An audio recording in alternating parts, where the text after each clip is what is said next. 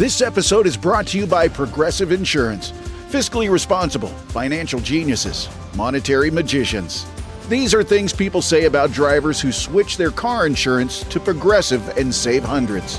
Because Progressive offers discounts for paying in full, owning a home, and more.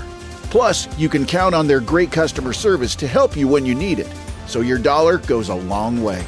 Visit Progressive.com to see if you could save on car insurance. Progressive Casualty Insurance Company and Affiliates. Potential savings will vary. Not available in all states or situations.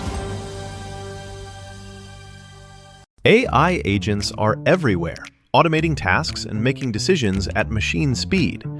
But agents make mistakes. Just one rogue agent can do big damage before you even notice. Rubrik Agent Cloud is the only platform that helps you monitor agents, set guardrails, and rewind mistakes, so you can unleash agents, not risk. Accelerate your AI transformation at Rubrik.com. That's RUBRIK.com.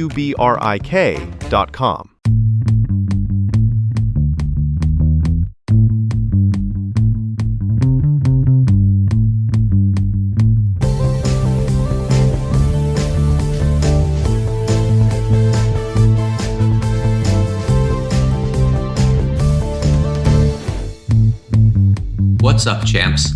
Welcome to another episode of the Short Shifts Fantasy Hockey Podcast, brought to you by Keeping Carlson. I'm your host, Jeremy Versillo. Joining me tonight, my pal and yours, Shams Benamor. Shams, how are you doing tonight? I'm doing okay. I'm just happy that we have a normal fantasy week. I just realized I was talking to Lewis on the Discord, and it was like, just hit me. I'm literally not sitting a single person in Cacuffull this whole week, which is literally the complete opposite of last week. So anytime I see a person score, I can actually just be happy and not have to remind myself, so wait, did I decide to bench him last second or not? Back to normal. Happy to see it. Yeah, those Thanksgiving and some of the other holiday type weeks, or the 32 teams playing in one day, those are always really frustrating. I've said many times that I am a quantity over quality fantasy player. My goal is to not bench any points ever, even if it costs me a slightly better streamer for a slightly worse streamer. And sometimes you can't do that, and it makes me mad. But back to things that won't make us mad, such as fantasy hockey. Let's talk about an ouchery. Drew Doughty is returning after seemingly no warning. I think he showed up in practice yesterday and is ready to go today. We don't know if he's going to be on power play 1, or if Brent Clark is going to stay there like Tuesday, or if they'll go back to 5 forwards. Anything of note here, Shams? For me, and this is maybe just the pessimist of me and Jim Hiller, is that I have a feeling is that if we're going to stay with the one defenseman power play, even if it's not today, they might stick with Brent Clark. We're recording this before, so we don't know what happened. But even if it's Brent Clark, I literally would put a doomsday clock for just when Doughty's coming in, because it's just he's basically the team's favorite son. They're not going to leave him off. It was actually miraculous for the 5 forward power play to keep on going without Doughty on it. But if they're playing a defenseman, this is 100% a vibe sync with the coach. I would expect sooner rather than later, if it doesn't happen tonight, that Doughty takes that spot. Unfortunately, I think you're kind of right. Personally, I think they need to be saving Drew Doughty's legs, given that he's just been injured and is getting older, and they have aspirations to a playoff run. And who knows, maybe Team Canada will take him because they need some more grit on the Olympic roster. I really hope they don't. Even as an American, I do not want to see Drew Doughty playing in the Olympics. Sorry, Drew. Next up, Shams, you've got some updates for us on some Columbus Blue Jackets injuries. What's going on there? So the big news is that Marchenko is back, and they have the normal setup lines of, I guess normal now with Monahan demoted to the second line. We have the Fantilli, Voronkov, Marchenko line. So hopefully now with all 3 back, we can actually see them back to normal. And also on the second line for now, we have Monahan, Kent Johnson, and Sillinger. And right now we'll have to wait to see is that Boone is practicing, but he's not ready to come back. And then also we have Luca Pinelli, who was playing some top 6 minutes, sent back to Cleveland. So I think even if he was playing well, I feel like as they get healthy, they're just going to stick with their guns, and then probably we'll need another set of injuries to see him come back. I think the Pinelli send back means that Jenner is ready almost imminently. I was a bit surprised they didn't put Boone Jenner in today. I suspect Boone slots into the top 6 as a winger with Fantilli and Monahan as the forwards. So that'll cost either Sillinger or Johnson their spots. Moderately interesting fantasy guys. I don't think you need to be holding Sillinger or Johnson, even as second liners. Next up, a day-to-day injury for Scott Wedgewood. It sounds like he worked out this morning, could play on the road trip. I think his back tightened up mid-game on his last start, and he got pulled because of it. Doesn't sound too serious. Am I missing the mark there? Yeah, I think it's just one of those situations when you have a team with one regulation loss. Well, it might be 2 by the end of this recording, but like a team doing so well, there's no reason to take risks. So we'll see how it goes on this weekend. But this is not like a Dostjal situation where we're already hearing 2 to 3 weeks. This could be over by the end. So like if you have either like put Wedgewood in your IR and just kind of play with the expectations coming back this weekend, and then Blackwood, he might get an extra game here or there, maybe, depending on, like, they might not rush into a 50-50 once he's back to play safe, but not too much change for now. No, and I think they have a back-to-back this weekend, so if Wedgewood is ready, I suspect he'll get one of those 2 games, and you're back to the 50-50 split. Hot off the presses, Shane Pinto left the Senators game today and will not be returning. Dylan Cozens is back on power play 1 because of it. Not good. Hopefully Shane Pinto's okay. He's been a bit of a hot waiver wire fantasy darling this year. Some other injuries. There's some injuries out of Washington. Justin Sourdif is injured with a lower body injury. That's probably a name you haven't heard much since this is the first year he's really done anything. He was centering their second line, but not really doing much with it. John Carlson is also out with an upper body injury. And have we heard anything about that, Shams? I haven't. Yeah, it's the weirdest thing is that they have said nothing even after the game. They gave an update on Sourdif saying it's not long-term.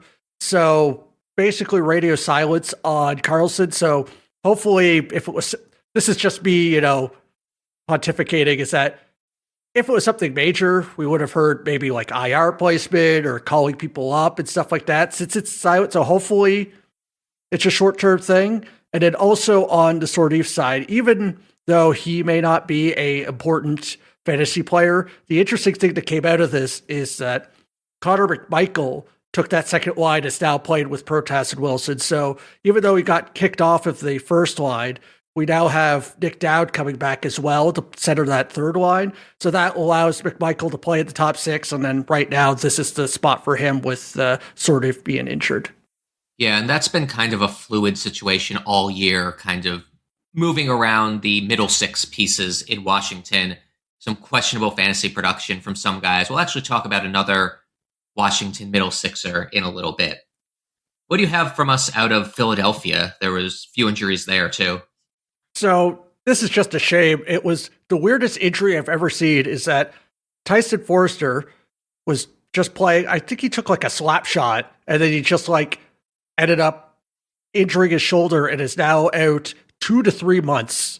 And the big thing is that maybe you weren't paying attention to him, but like the interesting thing is if I remember correctly, he was leading the team, if not like one of the top players of getting goals this season. So he was really hot on that part. So that is a big loss for them. And then on top of that, at a lesser extent, Cam York is out with day-to-day, so I wouldn't worry too much with that. So the interesting thing is with Foerster out, we kind of now have, in my opinion, 2 lines instead of 3. We have a top line, in my opinion, whatever Konecny and Zegras will be, is the top line, centered by Dvorak. And then the second line is Michkov and Tippett being centered by Couturier. And then you have Cates playing with Brink and Gavrikov. So maybe I would say that they trust Cates, that maybe it won't be like a pure third line minutes, but I believe that we have now a more defined top 6 because of this injury.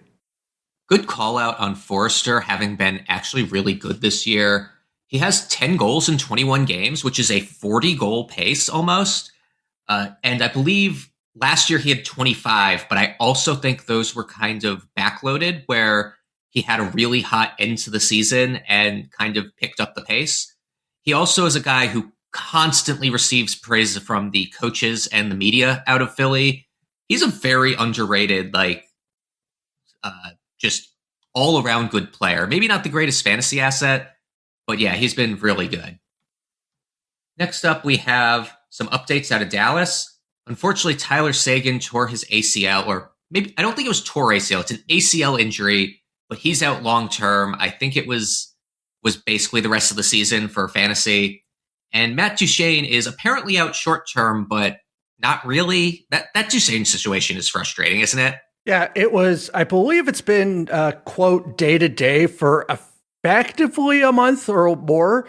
And then if I remember correctly, I think there's been like some mentioning of like, I think we got to the part where it might be a situation where it's like cardio, like he's been out for so long that he may be getting ready for that. So hopefully, like basically for me, until I see him in a game, I'm just like not really paying too much attention. And then the interesting thing is that I guess, well, it's interesting and not interesting at the same time is that what line's your guess that came out of this with Seguin out is what happened. Good old Sam Steele is back on the top line with Johnson and Rantanen. And then we also have the second line of Ben, Hintz, and Robertson, which has been sticking ever since he's been healthy. So it's a shame because Seguin was playing pretty well. And then right now, to my understanding, it's effectively out for the most likely for the fantasy season, because I think the only thing left now is the question is, do they want to put him in that special LTIR spot that they could use his whole salary, or if they're going to be putting him in that other LTIR where they can only use a portion. So if we're in that kind of conversation, I'm not banking at any return. So if you're in a situation where you're filled with your IR spots and then you have some people with actually like a chance to come back, I would be probably put into a situation where I would be open to just like letting him go if you have an overflowing IR situation. I think that's right. On the flip side, Duchene is someone I've been looking to pick up and stash in my IR for multiple weeks now, and I just haven't had a week where I was comfortable making that move near the end of the week. But yeah, Duchene, I think at this point, one of the things that concerns me is the last quote from the coach was that he needs progressing, but he needs to stack a bunch of good days together, which makes it sound like sometimes he gets off the ice and is a little sore, or it's something that's lingering or not fully healed. And that's never a good thing with an athletics injury. I worry that even if he comes back, he's going to be on and off the injured list for the whole season. And honestly, maybe he needs a conditioning stint, but maybe he would just potentially aggravate something during that. Yeah, that's not good for Dallas. I don't think you need to keep him on the forefront of your mind for fantasy at this point. I'm ready to move on. If you're holding him and you need the extra IR spot, he'd be one of the first guys I cut just because I'm concerned he's not going to stay healthy. Last but not least, we have a couple more injury timelines on Pittsburgh. Justin Brazeau and Noel Acciari are both 7 to 10 days out. Acciari's not fantasy relevant, but I guess good to see the whole picture. Brazeau was really good in the first 3 weeks of the season before he got hurt, but he was also shooting close to 30%. He was playing with Malkin and Mantha, I believe. I think he's going to be not as good as what he was before, but fringe fantasy relevant. So he's worth keeping an eye on if he's in your IR. And then Rickard Rakell is apparently still 3 to 4 weeks out. That's a long injury. I forget what the quote was originally, but that feels like a long time. Yeah, and one thing I'll add is that maybe this is me just being wishful, but I do remember just that Malkin, Brazeau, Mantha line working really well. So like this is just kind of maybe a hope of like, sure, there's going to be some regression, but I would still be interested in that because like while Malkin has been doing a decent amount, he's kind of cooled off on himself. So it will be interesting to watch that, to see how that goes going forward. Then also just kind of to jump in as well is that we have some breaking news from Short Shifts familiar of posts. We got Derek coming in and giving us information is that as we're recording the show, Joseph Woll has actually left the game and is reported not to return. It doesn't seem too serious, and they are leading 4-1, so it could just be a precautionary thing. But this is just something to keep an eye out. Keep an eye out on game day tweets. We're not going to have any information right now, but with Stolarz out and now Woll potentially injured, this is going to be a situation where Hildeby, who has, he's not, going for a Vezina, but he hasn't been like sticking it up with some of the goalies we see, your Binningtons or your, other kind of coaches or goalies. So maybe this is a situation where if you're in one of those leagues where you're kind of in a situation where every single goalie's snatched up, maybe you take a chance on him. But in most cases, just kind of pay attention to the news and we'll see what happens long term. And I don't think Stolarz is out particularly long term. So, maybe the Hildeby is a couple game ad if he even gets a start or two. I thought the coach had said he was going to get one of the next 2 games anyway. So you can probably pencil him in for a start on their next game, which I'm assuming is going to be Saturday. With that, let's go to a quick ad break and we'll be right back. Turkey, touchdowns, and takes. It's Thanksgiving and the action doesn't stop at the dinner table. Feast on some winnings this holiday with Pick 6, DraftKings' newest fantasy pick'em game. Just pick more or less on 2 or more player stats. It's that simple. Pick 6 brings you upside those other pick'em sites can't touch. The better you perform, the bigger your payout. And it's available in most states, including Texas, California, Georgia, and more.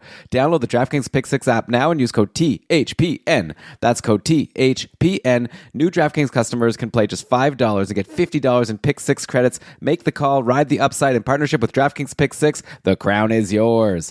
Gambling problem? Call 1-800-GAMBLER. Help is available for problem gambling. Call 888-789-7777 or visit ccpg.org in Connecticut. Must be 18 plus. Age and eligibility restrictions vary by jurisdiction. Pick 6 not available everywhere, including New York and Ontario. Void where prohibited. 1 per new customer. Bonus awarded as non-withdrawable Pick 6 credits that expire in 14 days. Limited time offer. Terms at pick6.draftkings.com/promos. The holidays are here, and that means it's the most wonderful time of the year to save with Rakuten. Rakuten, use them to stack cash back at your favorite stores on top of holiday sales. That's saving on savings. With Rakuten, you can get cash back on gifts for everyone on your list. From toys for the kids to kitchen gear for the person who loves to cook to electronics for everyone. You can even save on something for yourself. Just shop the stores you love and cash back is automatically added to your account. And you can choose to get paid via Interac, e-transfer, PayPal, or check. Join for free today and get a new member bonus after minimum qualifying purchases. Just go to Rakuten.ca, download the app, or install the browser extension. That's Rakuten. Spells Rakuten. Terms and conditions apply. This episode brought to you by Progressive Insurance. Do you ever find yourself playing the budgeting game? Shifting a little money here, a little there, and hoping it all works out?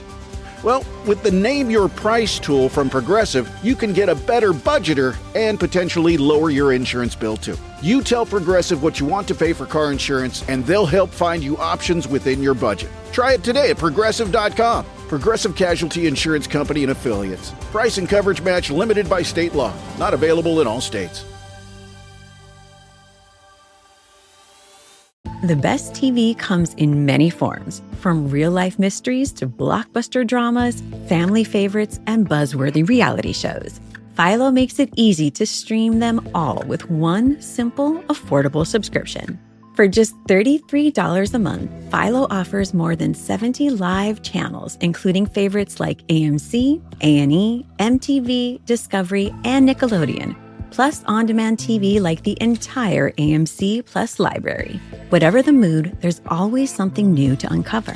Philo subscribers also get access to HBO Max Basic with ads and Discovery Plus at no extra cost, along with unlimited DVR that saves shows for up to a year. No long contracts, no complicated setup, just endless entertainment ready to stream anytime. Ready for a better way to bundle all the TV you love? Get started at Philo.tv. That's PHILO.tv. Your next obsession is waiting. Welcome back, everyone. We've got a handful of hot, cold streaks for you to talk our way through. Matvei Michkov is our first hot streak. He started the season quite cold, but has been significantly better as of late. He has 6 points in his last 5 games, 3 shots per game for 15 shots over that span. The ice time and power play deployment are still a bit iffy. Are you still interested? Does the Foerster injury maybe make you even more interested in this too? I think this might be just a situation is that, like, yes, I know he's a big name player and we kind of expected everything from him like day one, but keep in mind, this is literally his like second year. He's still growing. I would be fine just living with the lumps. And like, I don't have the exact quotes in front of me, but I remember seeing this morning through a translator, he's kind of just saying like, oh, maybe he's like learning to prepare better. He might like plan to stay with the team over the summer. Like, I think this is just kind of a situation where just a young player is growing into a position and just kind of going with the lumps. And with these points coming in now, it just makes sense. We knew he had the skill, and this is just kind of a young NHL player just blossoming into the league. So now, obviously, as we mentioned, this is Philly, so it's not a, offensive powerhouse, but they do have, even with Foerster leaving, they still have Zegras, they still have, Tippett and Konecny. Like, they still have offensive players. So this is something where I would be happy to, like, say if you're in a shallow league, like I'm in a shallow league, I believe he's a free agent. Like, I'd be interested to possibly pick him up. Now, most leagues are not that shallow, but like if you're in a situation with like a one league or a redraft league, I might be tempted to sniff around, and if the person on the other side might be in a situation that they think they're selling high, but you might be getting something now. It might blow up in your face with, Rich Tocchet. You never know how the lines are going to be, but this is something where I feel like there is upside, and this is something that could sustain. I'm less sure of that. I do like him long-term as just a really good player. I'm actually a bit surprised that he's 100% owned in Cupful, because multiple people have been asking me if he's drop-worthy, like, for the past month, I'd say. I'm amazed nobody's dropped him in Cupful yet, or he's been added by everyone who's dropped him. But yeah, it's a good sign, though, that he's starting to heat up. Speaking of streaky players, though, on the cold side, Pavel Dorofeyev has 1 assist in his last 6 games and only 12 shots. He's just like a streaky player. I remember last year it was super streaky, very power play dependent. At least he's getting that power play deployment, and Vegas is running their top unit 75 or 80% of the time. Even strength lines have shuffled him to the third line occasionally. Anything actionable here, or just a frustrating player to own? I think effectively everyone except Eichel is like a frustrating player. Like, you see situations with like Martyr has like, a couple of assists and like a goal, but like he's not shooting too much. He might give you like a random block. Like, I think this whole team, other than basically Martyr other than Eichel, it's just going to be a hot and cold situation, and just kind of hope for the best. Is that like, I think we all got excited with the start of the season when that power play was just on fire. But right now, I think we're kind of settling into the concern of we have 3 lines now, even if we don't have 3 centers to support it, because we just have enough wingers, and they seem to be interested in having Bowman on the top line. And a power play that's regressed to something of normalcy. So this is just something we're just going to have to kind of live with. And I'm not sure, unless they decide to stack lines, or if the power play gets really hot again, that we're going to be seeing too much more out of this, like, on a consistent basis. I was trying to look it up while you were talking and didn't quite get to it, but I thought the power play's actually been a bit better since Mark Stone came back, and he was kind of the centerpiece of the original power play hot streak. I mean, every goal was that set play to the middle with Stone making the tap pass. So hopefully it looks a bit better now that Stone's back in the mix. And yeah, I do think they are spreading the love a bit on their lines, but I think you've got some pretty good players there, and Dorofeyev's worth owning. I'd rather Dorofeyev to Michkov, if that's a comparison you're interested in making. Next up, we've got a hot streak from Ryan Leonard. He had 4 points last night, 2 goals and 2 assists on 6 shots. He also had assists in the 3 games previous to that. All in all, he's looking a bit more consistent as a young guy, and he's now on the top power play. I'm still dropping him after this weekend, though, because he's only playing 2 games next week. But it's a name to keep your eye on if this streak continues. How do you feel about him? Yeah, I feel like, it like next week is going to be difficult, as you said, with the schedule. But in general, if your league supports being able to keep third line players, and in those kind of situations where a third line player could be rostered, and I understand the power play is a nice big bonus here, is that this is probably one of the best versions of those players. But depending on the situation where I was talking about a home league where, Michkov is on the wire, maybe you might be in a situation where I would be taking more of the sure guns on the, top line, top power play kind of guy. But in your deeper leagues, sans the schedule, this is someone that I would be probably keeping a strong eye on or keeping at the bottom of my roster already. I guess that's fair. I just don't see it sustaining with the ice time he's been getting. That's my big problem with him. Next up, a cold streak, though, from Zach Hyman. Unfortunately, in the 8 games since his return to action, he's looked more like 24-25 Zach Hyman than 23-24 Zach Hyman. He's only got 4 points in 8 games, 2.3 shots per game. He does have 25 hits in 8 games, but that's buoyed by the fact that he had 11 in his first game back. I think it'll get a little bit better, but I'm not expecting him to be fantasy gold. Are you?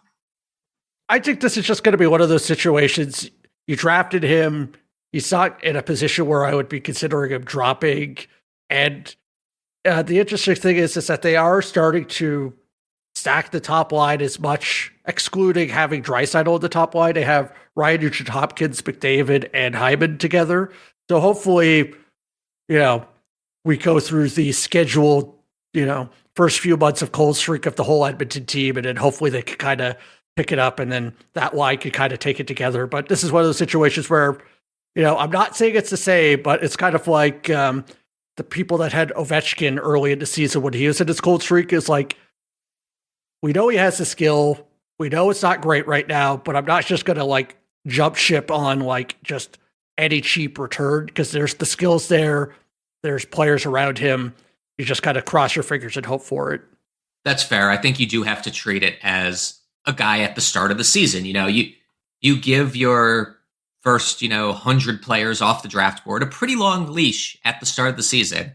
And Zach Hyman certainly would have been that if he were fully healthy. So let them work out the kinks. Hopefully he keeps his McDavid deployment, his power play 1. And who knows, maybe you can buy low on it if you see someone else panicking. Another hot streak. Steven Stamkos has shown signs of life recently, as have the Preds as a whole. They had a 5 or 6 goal game earlier this week. Stamkos, though, has 5 points in his last 4 games, only 7 shots, though, and kind of iffy power play deployment. For the season, he's getting unlucky on assists, only a 6.5% 5v5 on ice shooting percentage, a 52.6 IPP, and a 28.6 power play IPP. But a lot of the numbers actually look in line with last year's averages in Nashville, as opposed to his career average in Tampa. I think it's kind of time to accept that Stamkos is just a guy on Nashville. Are you hoping for a bigger bounce back than I am? I think I'm in the same boat. Effectively, everyone, maybe, I haven't looked into Saras's and Yossi's numbers, but effectively those would be the only two, just because of Saros gets all the starts, and I remember Yossi of old. Maybe I'm clicking onto that, but literally anyone else other than those two, I'm jumping onto the hot streak and then willing to leave. For example, someone else, his actual line mate on line 1, Luke Evangelista. I have him on my roster, but if he has a 3 or 4 game cold streak, I'm just fine booting him. Or if, say, you told me next week, he actually has only 2 games, I'm not having any hesitation to drop him. And then if I see they're doing something interesting later down the road, I'll be like, sure, I'll ride it. But at no point am I holding any of these players dear and saying I'm basically looking for a reason to keep them versus a reason to cut them, if you know what I mean. I agree. I think Yossi, Forsberg, and Saros, depending on your goalie settings, are the only Preds worth rostering. And yeah, they're just a team that's rough to watch in general. Speaking of teams that are rough to watch, let's go to a Seattle Kraken player. Vince Dunn has been very cold lately. He has 1 point in his last 7 games play. Nothing in his numbers really show him as underperforming. The Kraken are just so bad offensively this year by advanced metrics that he's probably just a 45-point defenseman, even with power play 1. The Kraken are last in goals for, and even more impressive, they're last in expected goals for by 11.5 goals, expected goals. The difference in their expected goals between Seattle and 31st place, which is St. Louis, is the same as the difference between 31st place St. Louis and 13th place New Jersey. Like, they're bringing up the rear with a ton of space. So your offensive players from Seattle, not looking great. Joey Decord has held that team together on his back for the beginning of the season, and it's not looking so hot tonight. What Kraken players are you rostering rest of season? So basically, if McCann keeps shooting, maybe I'll be fine with keeping him. And this is going to be the interesting test, is that I actually took the plunge on Jordan Eberle just because he's going to be playing with McCann on the top line, top power play. And also they have 4 off-night games next week.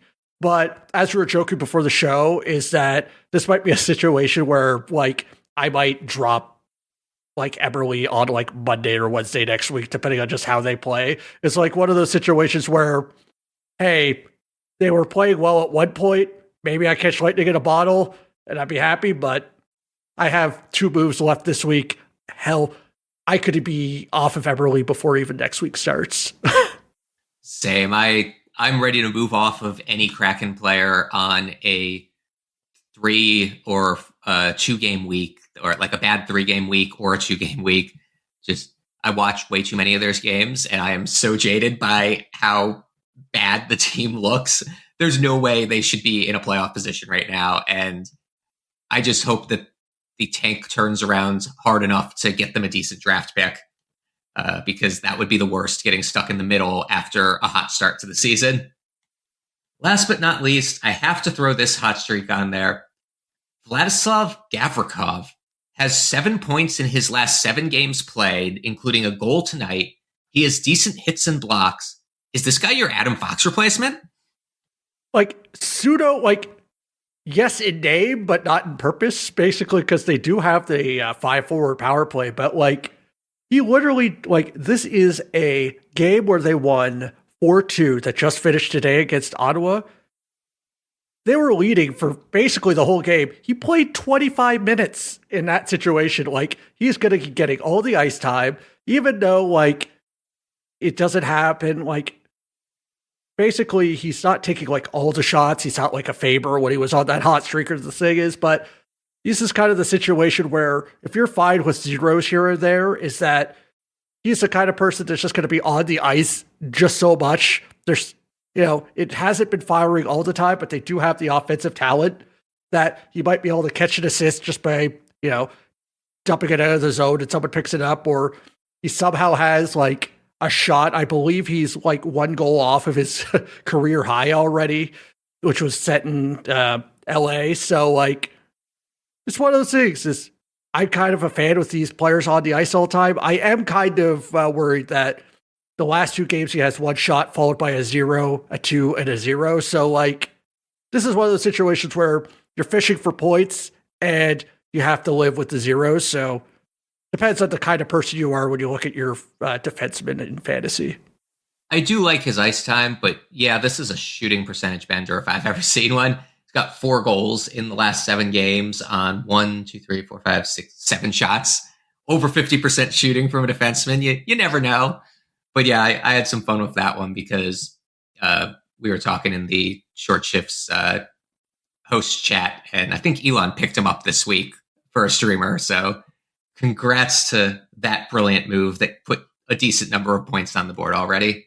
With that, thank you for joining us. If you enjoyed our show, please consider joining the Keeping Carlson Patreon group at keepingcarlson.com/Patreon, where super supporters receive ad-free episodes and you can interact with Brian, Elon, the Short Shifts crew, and hundreds of other talented fantasy managers on our active Discord server. Check out www.gamedaytweets.com to get all the best info from Twitter without having to slog through the rest of the place. It includes team by team and searchable tweets by player name. Visit that site and the other great sites we use to research our episodes with at Yahoo, Frozen Tools, and Natural Stat Strip. Our intro and outro music was created by Pat Roach. Until we see you next time, play smart and keep your shifts.